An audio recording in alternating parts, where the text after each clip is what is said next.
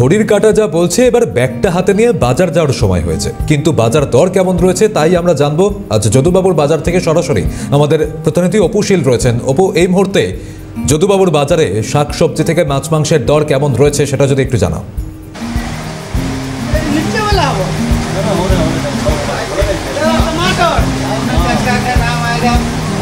দেখো সৌম্যজিৎ, কিন্তু বাজারের কিন্তু শাকসবজির দাম একেবারে আগুন বললেই চলা যায়। কারণ মধ্যবিত্ত মানুষ যারা সকাল থেকেই যদুবাবুর বাজারে বাজার করতে আসে তাদের কিন্তু সবজি কিনতে হাতে ছ্যাঁকা লাগছে। এবং যে মুহূর্তে তোমাকে দেখাবো যে অতি টানা বৃষ্টি, এবং সেই টানা বৃষ্টির কারণে কিন্তু একেবারে শাকসবজির দাম একেবারে ঊর্ধ্বমুখী হয়ে পড়েছে।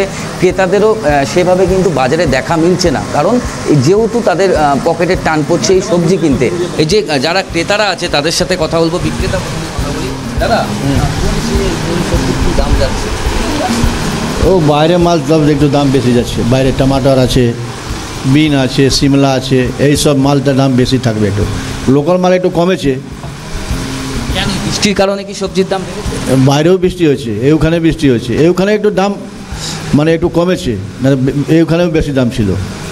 এই সবজির দাম ঊর্ধ্বমুখী হয়ে যাওয়ার কারণে ক্রেতাদের দেখা মিলছে না সকাল থেকে। হ্যাঁ, ব্যবসা বাণিজ্য কেমন চলছে? না না, ব্যবসা চলছে না। 5 কিলো মাল আছে, 20টি মাল আছে, 1 কিলো মাল পচে যাচ্ছে। কিছু লাভ নেই এখন, কিছু লাভ নেই এখন। তুলনামূলকভাবে বেগুনের দাম, হ্যাঁ, বেগুন 100 টাকা কিলো হয়ে গেছে। বিক্রেতারা কিন্তু তারা এই মুহূর্তে বোঝাই যাচ্ছে যে বাজার কিন্তু অগ্নিমূল্য রয়েছে। আপাতত ধন্যবাদ জানাচ্ছি তোমাকে।